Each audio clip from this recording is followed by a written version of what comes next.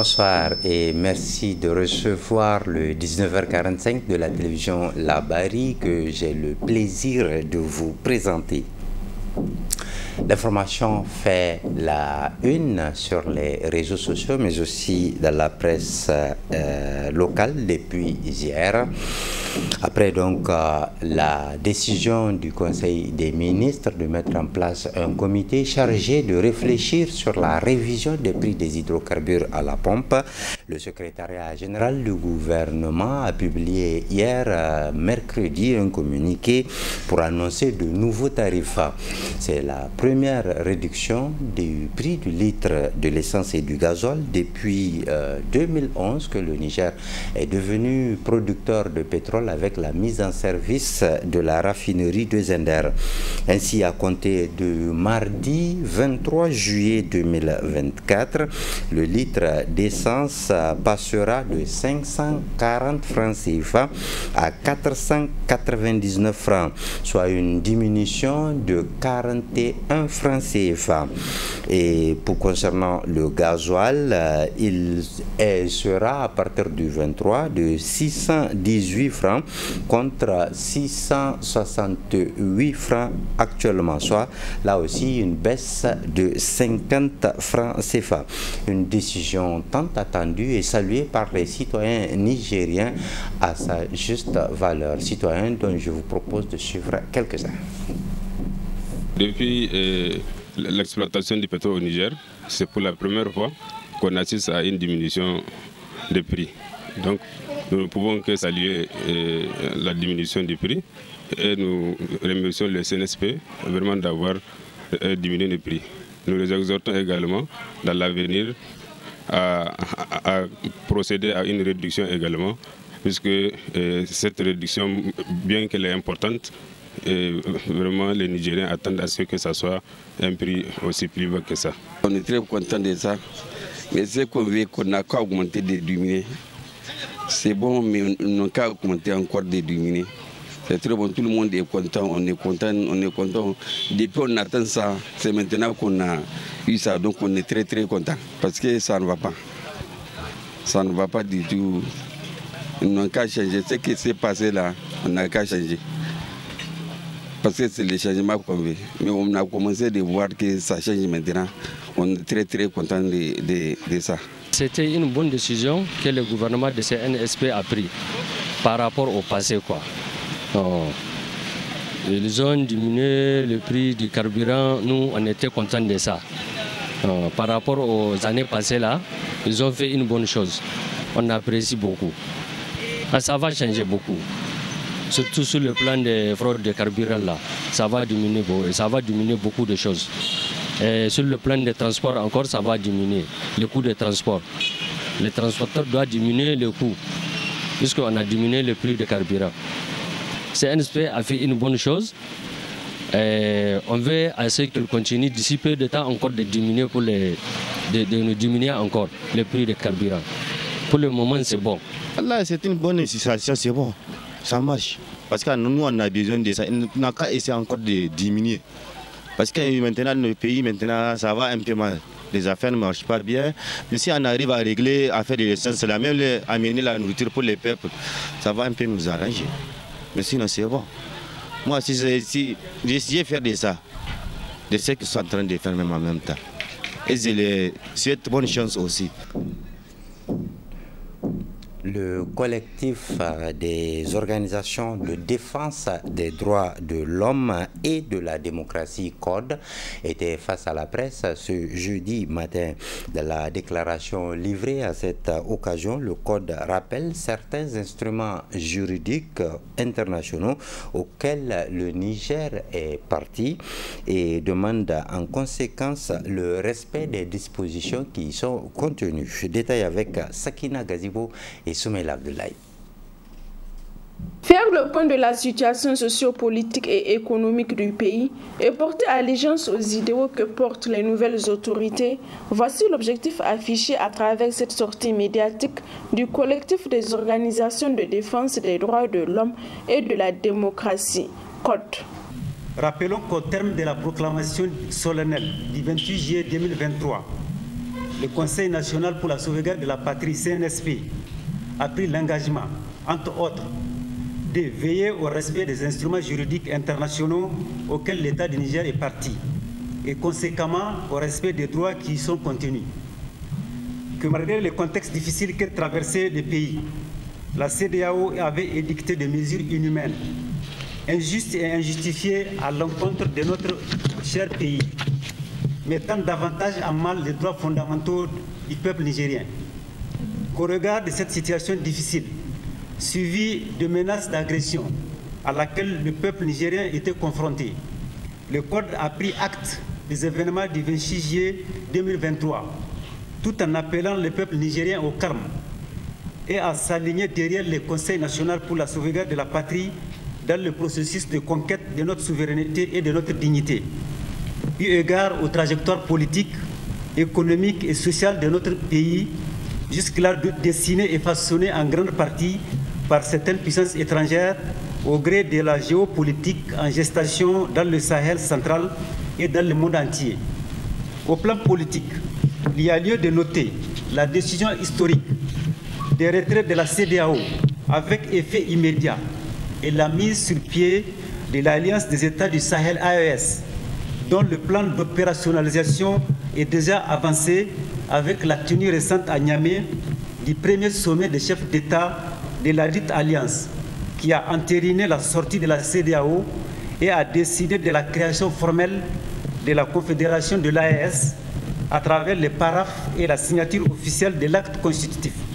Tout en ne manquant pas de rendre hommage au FDS et aux forces vives de la nation, le collectif des organisations de défense des droits de l'homme et de la démocratie CODE invite le gouvernement à plus d'initiatives. Rend un vibrant hommage à nos forces de défense et de sécurité déployées sur le terrain des opérations et présente ses condoléances les plus attristées aux familles endeuillées et à l'ensemble de la nation nigérienne. Félicite le chef d'État du Burkina, du Mali et du Niger pour la création de la Confédération de l'AES et leur demande d'accélérer le processus d'opérationnalisation de cet outil de souveraineté à travers l'implication de toutes les composantes de ces trois pays pour rendre viable et compétitif ces nouveaux espaces communautaires. Demande au CNSP et au gouvernement de renforcer les dispositifs de sécurité alimentaire à travers un approvisionnement régulier des marchés en denrées de première nécessité et l'assistance aux populations vulnérables, surtout en cette période de la campagne agricole. Salue et encourage la position responsable des autorités nigériennes dans le bras de fer qui nous oppose à la République sœur du Bénin. Pour rappel, cette sortie médiatique du secrétariat exécutif national du Code intervient après examen de la difficile situation imposée au Niger à la suite de l'arrivée du CNSP à la tête du pays. Une autre sortie médiatique, toujours ce jeudi matin, c'est celle de plusieurs associations islamiques réunies au sein d'un groupement. Dans la déclaration publiée à cette occasion et lue par le porte-parole du dit groupement, Ibrahim Saini, il était question d'évoquer les préoccupations des oulémas du Niger. Je vous propose de suivre un extrait avec le porte-parole Oustaz Ibrahim Saini. Observateur de la scène nationale et soucieux des défis quotidiens de notre population, nous louons l'initiative de vente à prix modéré des céréales lancée par l'État et demandons l'étendue aux villes et aux villages vulnérables. Et nous félicitons le CNSP pour la réduction du prix de l'essence et du gasoil au nom de tout le peuple nigérien qui soit félicité. Et le retrait des permis d'exploitation de l'uranium au profit de l'État du Niger, ainsi que la nationalisation et l'exploitation du pétrole par la Sonidep, qui est une société nigérienne. Nationalisation qui doit concerner toutes les ressources financières, ressources minières de notre pays. Nous prions le tout miséricordieux Allah, le tout clément, de parachever la grande irrigation de son Excellence, le général Abdourahmane Tchani, chef de l'État, visant à réaliser enfin la souveraineté alimentaire au Niger en boostant l'agriculture, l'élevage et la pêche. L'amélioration de la fourniture d'électricité par nos propres moyens. Nous ne terminerons pas cette note de reconnaissance sans saluer la valorisation et le respect des chefs traditionnels et des oulémas par le CNSP et le gouvernement à travers des décisions fortes et la prise en compte de leur avis dans la gestion du pays. Les associations islamiques et les Zaouïas du Niger, du haut de cette tribune, demandent au CNSP et au gouvernement l'adoption d'une loi criminalisant le LGBTQ au Niger. Appelle le CNSP et le gouvernement à protéger et à faciliter les jugements rendus par l'Association islamique du Niger et les alcalis des cours des chefs traditionnels appliquant le droit islamique appelé droit coutumier, une justice rendue avant l'arrivée du colonisateur athée français sur les questions du mariage, d'héritage et de la gestion des conflits. Appelle l'ensemble des Nigériens à l'unité nationale et à la cohésion sociale.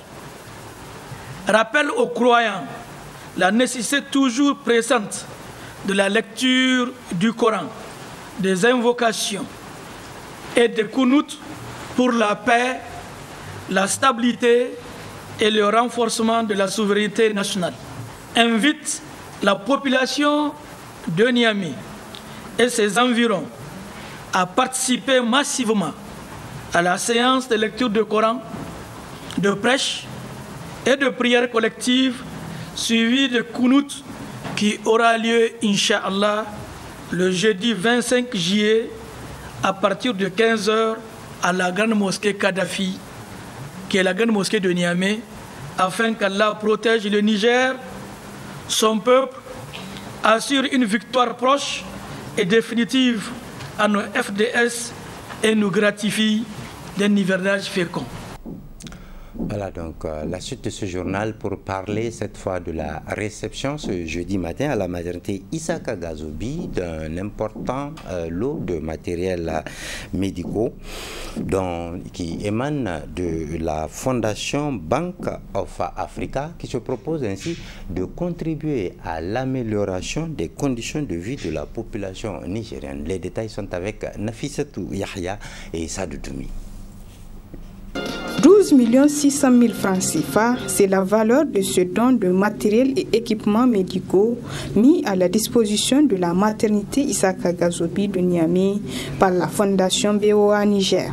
Ce geste, il faut le noter, entre dans le cadre de l'engagement sociétal de la Fondation BOA en vue d'améliorer les conditions de vie des populations.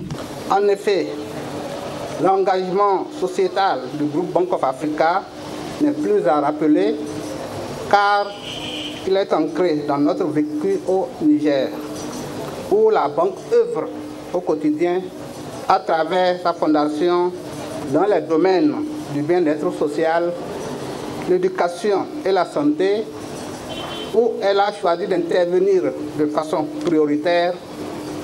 En effet, il s'agit des domaines sensibles où les besoins restent immenses dans nos pays, malgré les efforts inlassables des gouvernements.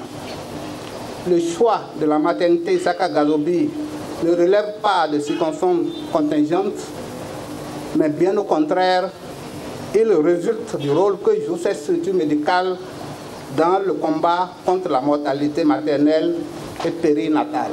Sollicité par la maternité Isaka Gazobi, ce don composé de plusieurs matériels va permettre de renforcer les capacités d'accueil, d'améliorer le plateau technique et motiver davantage le personnel de la maternité afin d'atteindre les objectifs assignés par les autorités.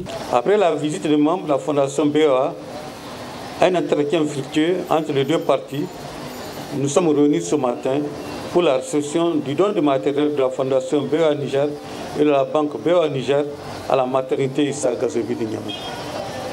Ce don de matériel d'une valeur de 12 600 000 francs est composé de un équipement de laboratoire comprenant un automate d'hémoglobine 21, un semi-automate de biochimie, un microscope binoculaire, une centrifugeuse Godet induction électrique. Nous avons aussi 2 tables de constatation gynécologique pouvant permettre aussi de pratiquer des accouchements et un chariot brancard. Nous voudrons informer aussi que le personnel du service de biologie de la maternité Issa Gazobi de Niamey a bénéficié d'une formation médicale continue grâce à l'appui de la Fondation BOA Niger pour une acquisition de compétences et surtout une meilleure utilisation rapide et efficace des équipements de laboratoire. En réceptionnant ce don, le représentant du ministère de la Santé a, au nom des plus hautes autorités, remercié la Fondation BOA pour cette action. Cette donation est destinée à la prise en charge des urgences maternelles et périnatales, permettant à la maternité Isaka Gazobi de Niamey de contribuer à la réduction de la mortalité et de la morbidité maternelle et périnatale au Niger. Je voudrais, au nom des plus hautes autorités de notre pays, au premier rang desquelles son Excellence, le général de brigade Abdourahmane Tchani, chef de l'État, président du CNSP, et Monsieur le Premier ministre Lamine Zen Ali Mahaman, saluer et remercier la Fondation Bank of Africa Niger. Ce geste noble et patriotique témoigne de l'engagement de la Fondation BOA Niger pour sa contribution à l'amélioration de la santé maternelle, néonatale et infantile au Niger. La visite du nouveau laboratoire entièrement équipé grâce à ce don et la remise de ce témoignage de reconnaissance à la BOA ont marqué la fin de cette cérémonie. La période des grandes vacances que nous vivons est un moment propice au développement des petites activités génératrices de revenus. Parmi ces activités, il y a celle de la vente des noix de Doum. Une vente qui se voit ça et là dans les rues de Niamey. Détail avec Ibrahim Hamza Sakou et Ibrahim Abdou. En provenance de la région de Tillabéri, le noix de Doum, communément appelé Kloji, envahit ces derniers jours les marchés de la capitale. En effet, elles sont nombreuses les femmes rurales de cette région qui s'adonnent à sa commercialisation, une activité grâce à laquelle elles arrivent à joindre les deux bouts.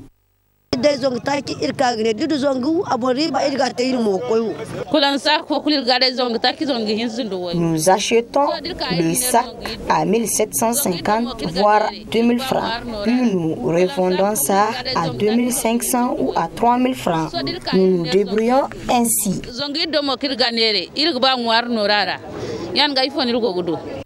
L'exercice de cette activité qui se fait déjà dans des conditions peu agréables se complique davantage pour des raisons de tracasserie routière. En plus de la cherté, au niveau du ravitaillement, notre grand souci, ce sont les agents des eaux forêts qui exigent beaucoup de nous. En cas de non-paiement, ils nous menacent de prendre nos sacs sous prétexte que c'est leur droit. Alors, nous leur demandons de comprendre et nous permettre d'aider nos familles. Yani ga im dangi se dognai irba ir kulum wa kain bo amim lakal zarete imnan dognai chasse wala ir sbay ina ngai durwa borno tour nyo ngai wono ngai durwa ngai wono ngai durwa yan ga bin ngai tairga dirma no ngai mi zumandi garde forêt no go ir zakai. Ce sont les eaux et forêts qui nous dérangent. Nous achetons cher les sacs et eux aussi ils nous demandent de payer 500 francs par sac. Ce n'est pas bon. Dans l'obscurité ou sous la pluie, ces femmes se battent pour subvenir à leurs besoins de manière honorable. Et voilà qui nous amène à la fin de ce journal. La rédaction vous donne rendez-vous demain à 7h15 et à 12h45. Moi, je vous reviens la semaine prochaine pour d'autres nouvelles. Inch'Allah. Prenez bien soin de vous et à très bientôt.